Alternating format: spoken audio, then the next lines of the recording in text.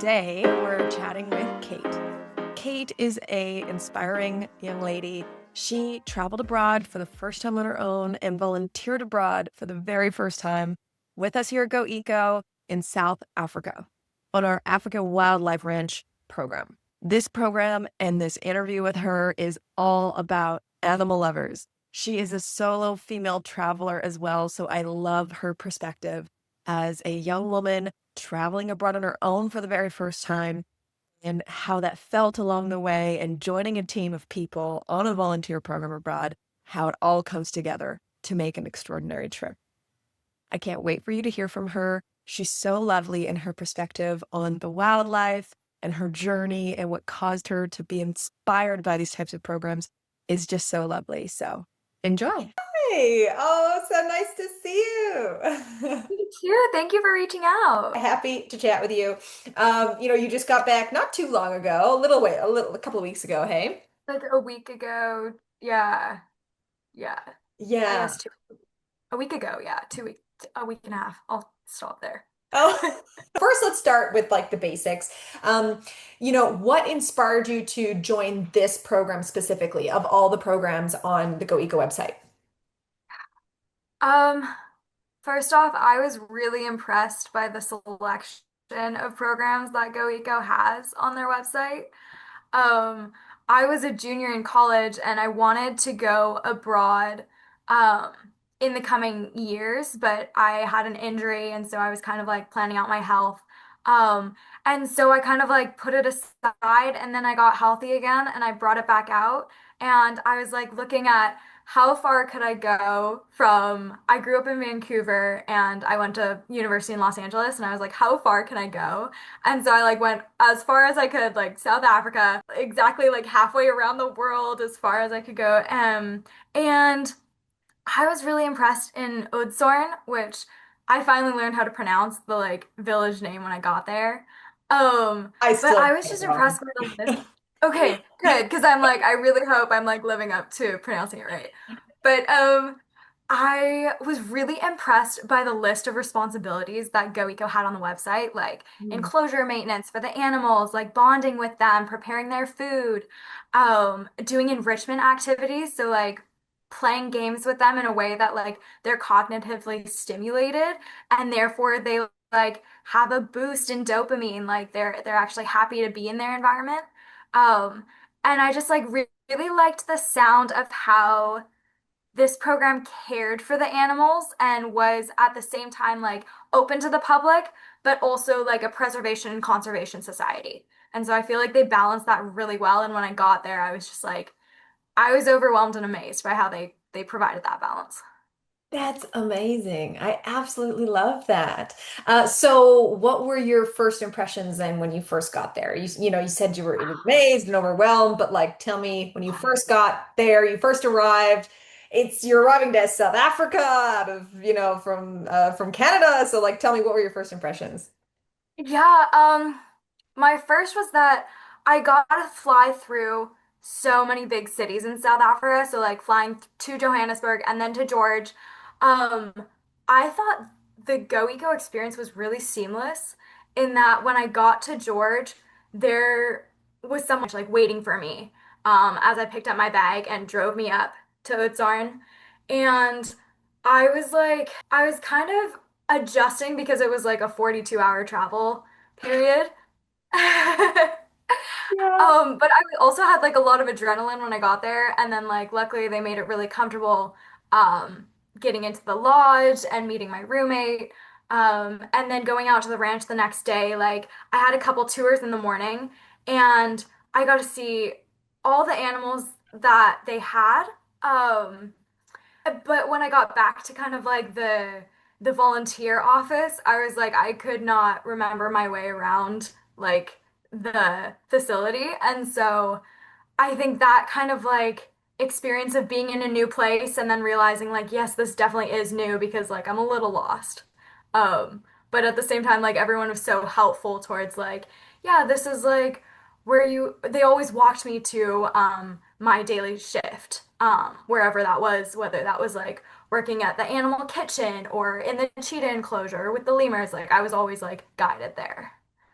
Awesome. That's so cool. Yeah, it's really disorienting at first. Jet lag, new country, new place. So that's cool. I'm glad you felt you had that support. Yeah, and the amount of Afrikaans that was spoken, like I was really surprised that everyone at the ranch spoke Afrikaans, and most of them spoke English too.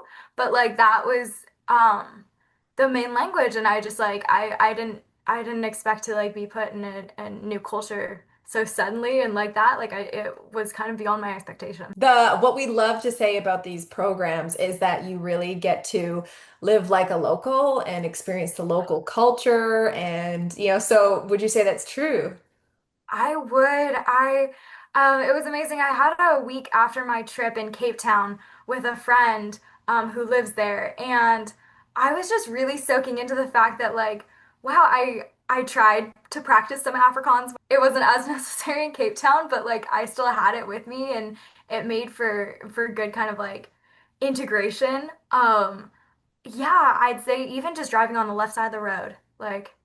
That was Oh, part yeah. of the culture. Yeah. Yeah. That's so fun. That's awesome. Was there a moment on your trip that you thought to yourself, okay, this is why I came here? I think partly in my head, I was going through the list that GoEco had of like what I'd be doing at the ranch. And then actually doing it, I'm like, wow, this corresponds perfectly. And I was just really impressed by that kind of like attention to detail that GoEco has gone through. But the moment for me it was the end of my first week volunteering, and it was my last shift on Friday. And the host said, okay, you're going to clean out the fish tank now. And so we dove in to this kind of like, it's about like 20 feet by like 8 feet tank of Malawian cichlids, I think. And there's like probably 1,000 fish swimming around in there. And we put our goggles on and we have our wetsuits on and we dive in. And we're holding our breath under the logs to get around the enclosure, and then we're going up to the window where viewers would look in from, and we're scraping off the like excess food and like excess from the fish, and like that was the moment that I was planning on since I booked the trip, and I actually got to live it. And so I was just like in the water holding my breath and with my goggles, like it was like free snorkeling. Um and it was just like the moment that I was like I feel everything. Like I feel the cold water and I feel like my muscles scraping off from the window. I just like felt it all.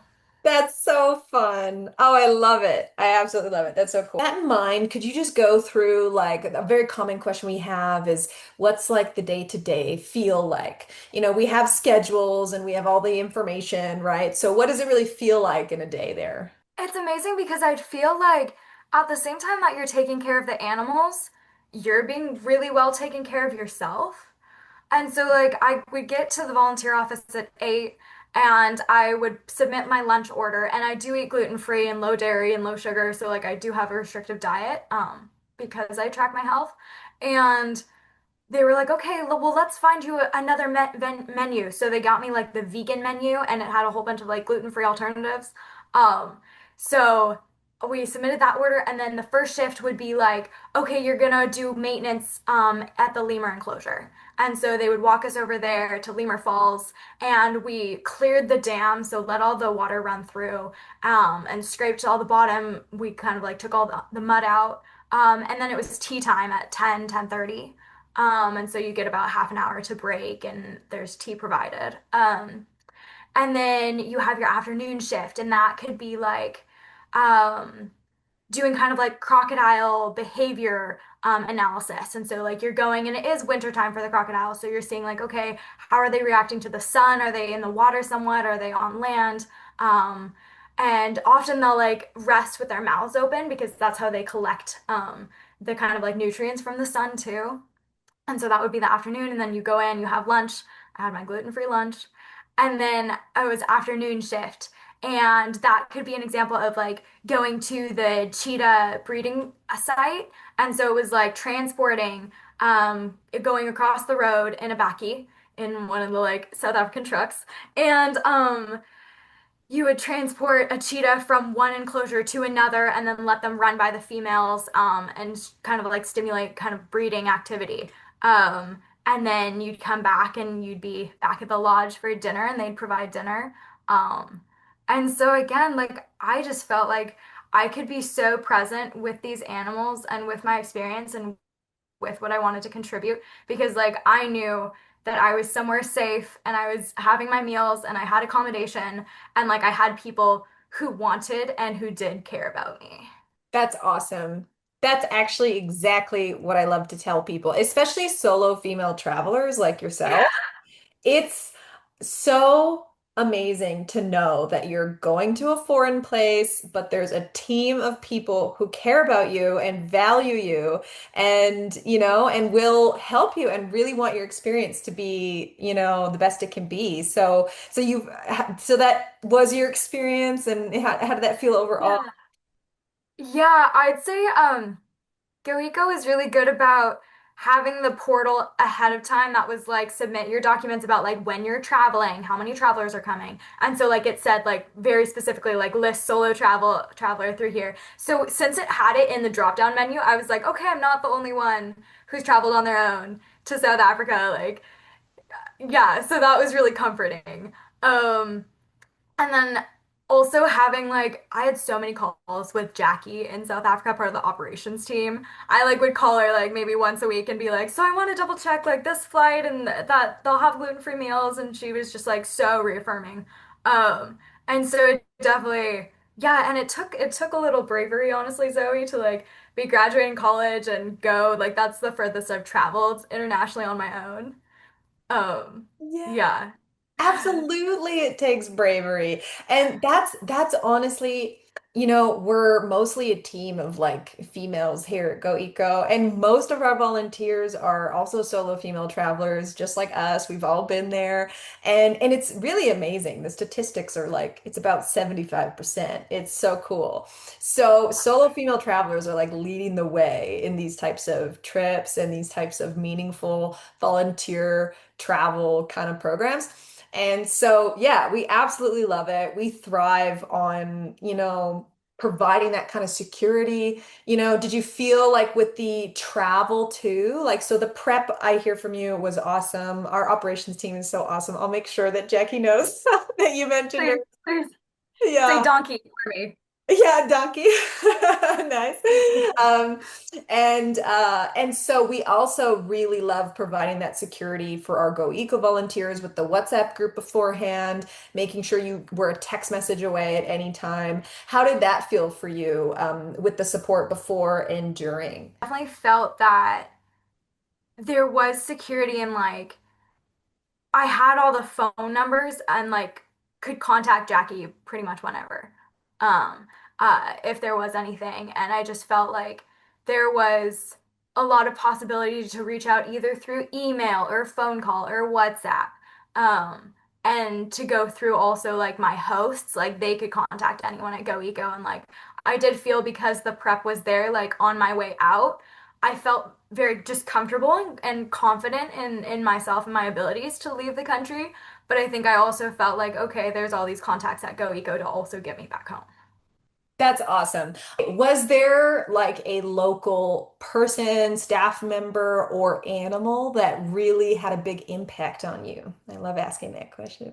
The pygmy hippos were just like really they just had such a good influence on me because on my first day on my first tour they weren't out and like I did want to see the hippos but I got like the full tour guide description of like these aren't baby hippos like they're pygmy so they are like fully grown and then we finished cleaning out the lemur night houses early one session. And so she was like, what? So my kind of like shift mate was like, what's your favorite animal? Or what animal have you not spent time with yet? And I was like, I want to see the pygmy hippos. So she took me around. And what was so amazing at being part of like the wildlife ranch staff is that like you're with members who like open all the enclosures and bring you in. And I'm like, I've never been on that other side of a visiting like wildlife facility where like I'm going into the enclosure. and I'm like getting to interact with the animals. So she brought me in, and Herbert was just like resting. He was sunbathing, and she was like, "You can pet him." And so I just like pet Herbert, and he kind of looked at me, and then he shut his eyes back, and I just got to pet him, and it was like the most amazing thing. And it's so funny because um, I was described to that he would be covered in mucus because like as those hippos have. But he was so sunbaked that it was like all dry. And so you could like draw little dirt symbols in him, and it was just so sweet. That's amazing. I actually saw Yeah. some of your pictures with the pygmy hippos, and that was so cute. Okay. Yes. I So was fun. hoping you'd mention them. They're so fun. Yeah. Um, that's so cool. That's so cool. You said you felt really prepared for the trip, which is awesome. What would you say was the biggest surprise of either the whole experience in South Africa or, the volunteer work? The biggest surprise would be how natural it felt. Like I know that's kind of the opposite of surprise, but would be just how I got there and I was like picked up and I just felt like I could really breathe through the experience when I was traveling from Vancouver to Frankfurt, I was holding my breath. But as soon as I landed in George, I was like, I can breathe again. And I got picked up and I got taken to the lodge and just like everything was planned. Um, Maybe a little surprise would be that there were some shifts that I like was um designated to repeat a lot. So like I went to the animal kitchen like 4 times out of my 2 weeks when really like in other cases like volunteers would only go like twice. And so like I wanted to reach into other categories of volunteering. So I think I was surprised on kind of like some repetition when really there were shifts that I hadn't done yet. Okay, cool. That's good to know. I'll note that down as well with the team. I have a lot of volunteers who are just unsure if the program they're about to choose would be well suited for them. So we do our interview process and we do lots of things. So we like to guide our applicants. But in your own words, what would you say a good or a type of person that would be a good fit for a program like this?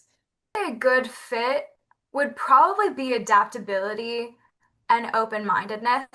Hmm. So like getting to the site and being prepared to jump in a fish tank, prepared to clean out the vulture enclosure and be covered in vulture defecation, and kind of like I think also really respectful because like are working with these animals and secondly they are wild. So like being responsive to their natural instincts and tendencies and therefore being having your guard up a little bit because like you don't know if they're going to react to a new how they're going to react to a new person. Yeah. So I think just like having that respect and awareness is really important. So that's so important. Okay. Cool. I love that. What we also really love to ask is how do you feel like the atmosphere was outside the volunteer work? On site, in your free time, things like that. Hmm. I had a magical roommate. Her name was Mary Jane from Asheville, North Carolina. And we would just like be in the space really easily together. Hmm. We had kind of a routine of like I would shower first one day and Mary Jane would shower first the next day. And we would just alternate. And we kind of like let each other have quiet time, but also would talk about kind of like our day or our life back in North America. But we got really into, she was watching this and I was walking by and I was like, what's the plot? And we got really into K-dramas. So Oh, in our free time, we would watch Korean dramas and it was just so fun. Like we spent a full Saturday just watching and I just like hadn't really relaxed like that because I'd just come from like because I dealt with health, like took me 7 years to complete university. And oh so wow. Mm. I hadn't really relaxed like that in a long time. And finally I'd graduated. So I'm like, I don't have school coming up. Um, and so it was just like, yeah, the fact that like a person could be so kind of like unjudgmental and warm and welcoming and like allowing for me to explore, but also like have a sense of home. That's awesome. That's so cool. Yeah, a lot of people are kind of worried because, you want to travel and you want to have free time and see the country you're in but you're also like going with a schedule and going to volunteer and you have some work to do. So, yeah, how would you describe like the balance between the volunteer work and your free time and travel and sightseeing while you're there? I'd say that sightseeing was a little difficult just because like the tours were like pretty fairly priced, but the amount we had to pay towards transport Mm, was very expensive and it felt just like a little more expensive than what would be the usual rate. And so like it was harder to like get places and do tours. Um, but the tours themselves were like very well chosen. And we went on a safari horseback ride and we went to the Kango Caves and on an elephant walk. Um, and so getting out there and seeing the having the experience to see kind of like Oudtshoorn or kind of like southern central Africa around Mossel Bay, like I did feel like I got more of an understanding of what life looked like beyond the ranch, but it was difficult to leave the ranch mm, itself because I wasn't sure like whether you taxi or and I wasn't comfortable to like Uber. mhm. So it seemed like you were kind of like you were on the host schedule of like when the tours were and you'd really only be transported to the tour and back. And so yeah, there wasn't Okay. that kind of like going out in a car and exploring. Okay. Okay. So it was a bit more structured in that way. Okay, good. Okay, and so how would you describe like the essence or like the purpose of the center? How do you feel after being there and seeing the ins and outs of it in a couple of words or a couple of sentences? I mean, how would you describe like the overall vibe of the center? I'd say they really want their animals to be happy and to thrive. And so I specifically felt that in the enrichment activities we made for them. And so making newspaper balls for the meerkats to tear apart and find worms in. I'd say overall that they're really a preservation society. They're finding wild animals and they're protecting them and they are providing them with food and shelter that really correlates to their natural habitat. Um, I always love to ask this to our women, our female travelers. So lots of people, lots of like young women like you and like me, we plan these trips abroad or we're on the cusp of, taking that next leap. What advice would you be, or what advice would you give to a young solo female traveler who's a bit nervous to kind of like take that leap? I'd say be patient with yourself and definitely trust yourself that like wherever and whatever program you choose, like you will find something valuable when you get there. And I think just really being able to honor that in yourself and of your experience. Um, and a practice that really helped me get all the way there and back was visualization. Hmm. So it was shutting my eyes. Maybe you've noticed I do that. I shut my eyes to really tune in. But I shut my eyes and I visualize like, okay, getting to the wildlife ranch, like checking in with the staff member, going to my room, unpacking my bag. Like I really visualize the steps and then when I do them, like I'm so able to be there. And I think it really calms anxiety and stress. Hmm. Yeah, which are so natural to this journey that we take. That's awesome. I love that. Okay, so would you volunteer again? Where would you want to go? I would. I would definitely be back through GoEco. Um, and it's so funny because I was leaving and I was like, where do I want to go next? And so I think I definitely would be back out there, like whether if it was a new program focused like with children or the elderly or more like flora. I would allow myself to continue to explore and yeah, That's I don't cool. know if So I would something choose. totally different. Yeah, yeah, That's so yeah. cool. I love that. I love that. That's awesome. Anything else you would like really want somebody to know? And if they're going there next week, what would your like the couple of Well, things you want them to know? I have something to show you. Oh, okay. So in my drawer here, it is my journal Oh, that oh, I it's took to South beautiful. Africa, and it's Oh, upside down. wow. But I just super enjoyed having a travel journal, and like it did take some like diligence to sit down at night and write in my journal, and sometimes I would do it the next day about the day I previously lived. But I would highly suggest like having like just writing down a couple times, whether that's like in a notes app or the journal app on the iPhone. Like just writing down something that you felt or something that you saw or something that you now know. Um, and even if it's something that like you don't look back on in the future, like at least you did it once and your body got to feel it then. And I think that's part of the magic. That's awesome. I love that. So cool. Oh, yeah. The biggest regrets I have is when I forgot to write things down on my journeys. It's like I always regret it. So like, kudos to you. That's awesome. It was a friend who gave me the journal. She was like, "So you're going to Africa, like she's a writer and she was like, please take this journal with you and fill it however, and we'll put pictures in it together when you come back." That's awesome. Oh, such good advice. That's a good friend. You should keep her. Yeah, keep in touch. Okay, cool. So I'll let you go. I won't take up too much of your time. Is there anything else you want to ask me or anything before I let you go? Um, just how much I enjoyed my time and like how much it like contributed to me building back, like as I'm building my health, like building back into like not only who I was, but like who I want to be. And I think that was an incredible experience to have this at this point, being 25. Yeah. That's so awesome. Oh my gosh. Honestly, I have to say, like I'm so glad we're doing these interviews now because this is exactly, it's so easy to get lost in the logistics of like planning trips for people, but like hearing things like that, it just makes it all worth it. So thank you so much. That's awesome. Of course. I'm so glad you reached out, Zoe. Yeah. Okay. Well, you just reach out anytime. I will send you an email in just a few minutes with all the links and stuff. So you Okay, can sign up. You excellent. know how to reach us. Sure. All right, take Okay, we'll care. chat soon. Bye.